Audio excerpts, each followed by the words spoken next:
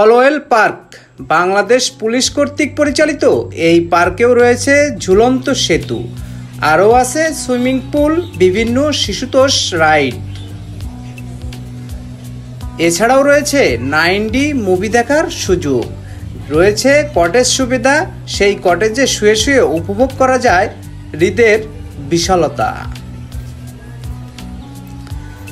এছাড়াও এই পার্কে স্থাপন করা হয়েছে দেশের প্রথম লাভ পয়েন্ট। এই লাভ পয়েন্টের পিছনে রয়েছে করুণ ইতিহাস। আমেরিকা প্রবাসী আলাউদ্দিন লিমা দম্পতি হানিমুনে আসেন রাঙামাটিতে। হ্রদ ভ্রমণের সময় আকস্মিক ঝড়ে ডুবে যায় তাদের বোট। ডুবুরি দল 2 দিন খুঁজেও তাদের উদ্ধার করতে পারেনি। তৃতীয় দিন সকালে পলওয়েল পার্কের কাছে আলিঙ্গনরত অবস্থায় তাদের মরদেহ ভেসে ওঠে। তাদের এমন ভালোবাসার বন্ধন আপ্লুত করে রাঙামাটিবাসীকে।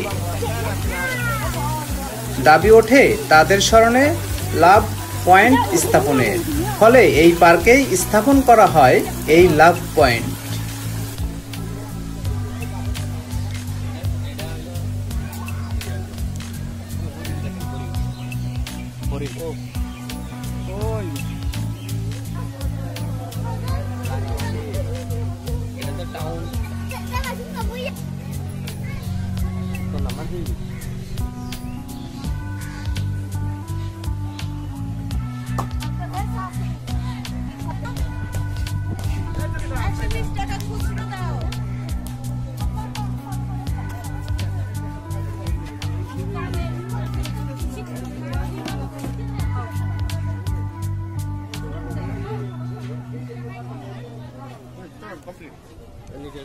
দর্শক মন্ডলী, আমরা হাজির হয়েছি রাঙামাটি জেলার পলওয়েল পার্কে। এই পার্কে আসলে দেখার মতো অনেক কিছুই আছে, মনোমুগ্ধকর একটি জায়গা। এখানে আসলে না আসলে আপনারা বুঝতেই পারবেন না যে এখানে কত প্রকার, কত শত প্রকার জিনিস রয়েছে। আপনারা এখানে চলে আসুন, আপনার ফ্যামিলি নিয়ে, আপনার বন্ধু বান্ধব নিয়ে, সবাইকে নিয়ে ঘুরে যান, বিনোদন উপভোগ করুন। রাঙামাটি থেকে এজেন্ট নিখিল, ধন্যবাদ।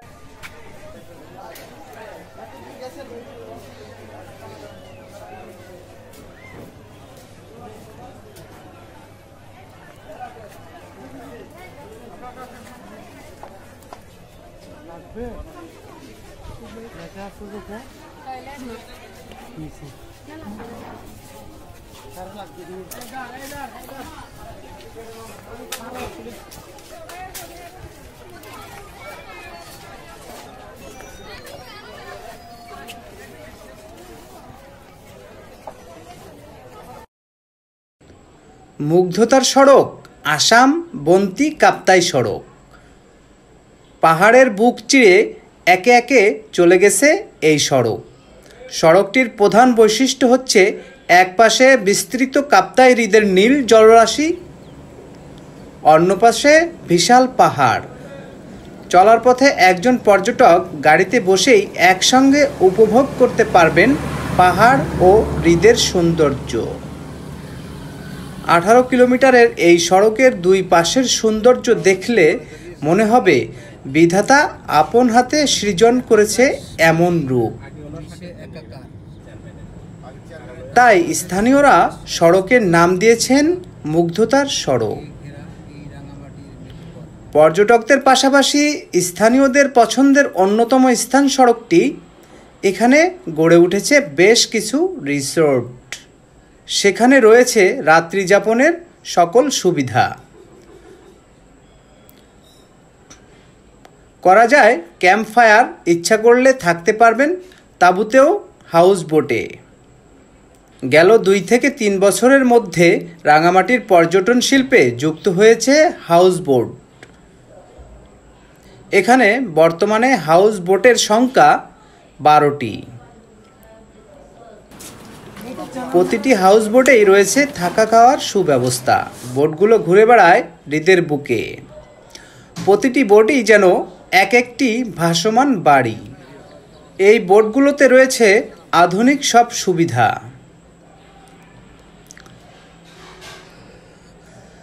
বিভিন্ন প্যাকেজে এই বোটে কাটানো যায় রাত। পর্যটকদের আকর্ষণের কেন্দ্রবিন্দুতে পরিণত হয়েছে এই সব হাউস বোট। বিলাইছড়ি বা রাঙামাটির বিলাইছড়ি উপজেলা ইতিমধ্যে ঝর্ণার উপজেলা নামে পরিচিত পেয়েছে। এই উপজেলায় রয়েছে ছোট বড় অসংখ্য ঝর্ণা, যার মধ্যে গাছকাটা ঝর্ণা, নোয়াকাটা ঝর্ণা ও ধূমপানি ঝর্ণা অন্যতম, যা ভারতের মেঘালয়ের চাইতে কোনো অংশে কম নয়। তবে এসব ঝর্ণা দেখার উপযুক্ত সময় হচ্ছে জুন থেকে নভেম্বর মাসের মধ্যে। এসব ঝর্ণা দেখতে হলে আপনাকে হতে হবে অ্যাডভেঞ্চার প্রিয় ও পরিশ্রমী, কারণ ভাঙুর পাহাড়ি পথ দিয়ে যেতে হয় এই ঝর্ণায়। যেতে যেতে মনে হবে কখনোই আসবো না এই ঝর্ণায়। যখনই ঝর্ণার দেখা পেয়ে যাবেন তখনই সব ক্লান্তি দূর হয়ে যাবে এবং সেখানেই সিদ্ধান্ত পরিবর্তন করে সেই আপনিই বলবেন আবার আসবো এই ঝর্ণায় ভিজতে। সাজেক ভ্যালি রাঙামাটির বাঘাইছড়ি উপজেলায় মেঘের রাজ্য খ্যাত সাজেকের অবস্থান, যেখানে সারা বছরই পর্যটকের ভিড় লেগে থাকে। যদিও সাজেক রাঙামাটি জেলার, কিন্তু যাতায়াত করতে হয় পার্বত্য জেলা খাগড়াছড়ির মধ্য দিয়ে, যেখানে আকাশের মেঘগুলো ছুঁয়ে যায় কটেজের বারান্দা হয়ে। কখনো কখনো ঢুকে পড়ে রুমের ভিতরও, অথবা কংলাক পাহাড় থেকে সূর্যোদয় দেখতে পারেন পর্যটকরা। জেলার পর্যটন শিল্পের বিকাশের জন্য কাজ করে যাচ্ছেন তারা। রাঙামাটি পার্বত্য জেলা পরিষদের চেয়ারম্যান অংশুইপ্রো চৌধুরী বলেন, রাঙামাটি জেলার পর্যটন শিল্পকে এগিয়ে নিয়ে যেতে ব্যাপক পরিকল্পনা হাতে নিয়েছেন তারা। পার্বত্য মন্ত্রণালয়ের একটি মেগা প্রকল্পে অনুমোদনের অপেক্ষায় রয়েছে। এটি পাশ হলেই এই জেলার চেহারা পাল্টে যাবে।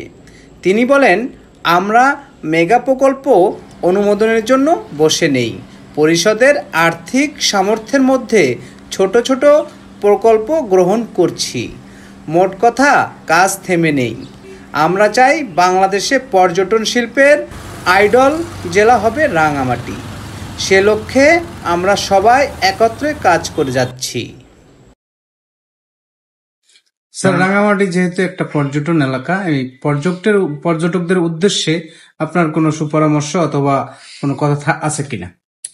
পর্যটন সেক্টরটা যেভাবে ডেভেলপ হওয়ার কথা সেভাবে হয়তো আমরা ডেভেলপ এখনো দৃশ্যমান করতে পারি না।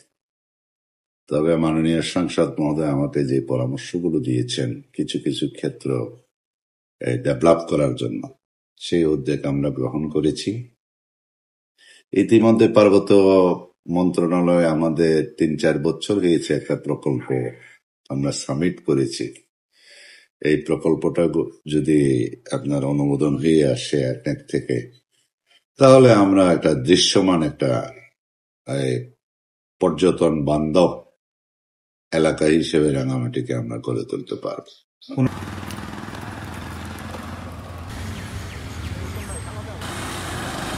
এই জেলার আরেকটি অন্যতম উপজেলা নানিয়ারচর উপজেলা। উপজেলায় বসবাস করেন নানান প্রজাতির মানুষ এবং নানান সম্প্রদায়ের বিভিন্ন অঞ্চলের বিভিন্ন জেলার মানুষ। ঘুরে দেখার মতো অপরূপ সৌন্দর্য আছে এই উপজেলায়। এই উপজেলায় যেতে যেতে আপনারা দেখতে পারবেন মিনি সাজেক, যেখানে সাজেকের কিছুটা ফিল পাওয়া যায়। রাঙামাটি জেলায় বাঙালি সহ প্রায় 14টি জনগোষ্ঠী বসবাস করে। চাকমা, মারমা, তঞ্চঙ্গা, ত্রিপুরা, মোরং, বম, খুমি, খোয়াং, চাক, পাংখোয়া, লুসাই, তাল, সুজে সাঁওতাল, রাখাইন, সর্বোপরি বাঙালি সহ 14টি জনগোষ্ঠী বাস করে এই জেলায়। রাঙামাটি, খাগড়াছড়ি ও বান্দরবান এই 3 পার্বত্য অঞ্চলকে নিয়ে পার্বত্য চট্টগ্রাম জেলা সৃষ্টির পূর্বে নাম ছিল কার্পাস মহল। রাঙামাটি জেলায় মোট 10টি উপজেলা রয়েছে। থানার সংখ্যা পুলিশ স্টেশন 12টি। কাপ্তাই উপজেলায় 2টি থানা রয়েছে। কাপ্তাই ও চন্দ্রঘোনা থানা এবং বাঘাইছড়ি উপজেলায় 2টি থানা, বাঘাইছড়ি ও সাজেক। পৌরসভার সংখ্যা 2টি, ইউনিয়নের সংখ্যা 50টি। রাঙামাটি জেলার পোস্ট কোড 4500, গ্রামের সংখ্যা 1347টি। 10টি উপজেলায় প্রায় প্রতিটি উপজেলায় রয়েছে কিছু না কিছু দর্শনীয় স্থান।